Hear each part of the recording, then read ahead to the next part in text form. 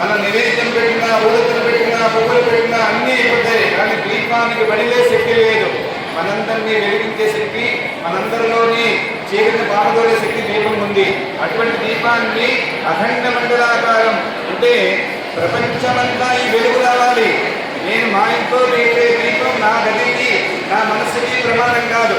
అఖండ మండలాకారం నువ్వు నిర్మించిన మండలం ఏదైతే ఉందో ఆ మండలం అంతా కూడా వ్యాపించి నా మనస్సుని ప్రపంచానికి తెలియపరిచి నా మనసులో ఉండేటువంటి దివ్య ప్రమాణాన్ని అందరూ కూడా సహకరిస్తే ఇటువంటి అద్భుతమైన కార్యక్రమాలు చేసే విధంగా నాకు దొరుకుతుందమ్మా అని చెప్పి అమ్మని ప్రాధాన్యపడుతున్నారు. మీరందరూ కూడా మనస్ఫూర్తిగా దీపం వెలిగించి కొంచెం వెనక్కి జరిగి అలా ఉండి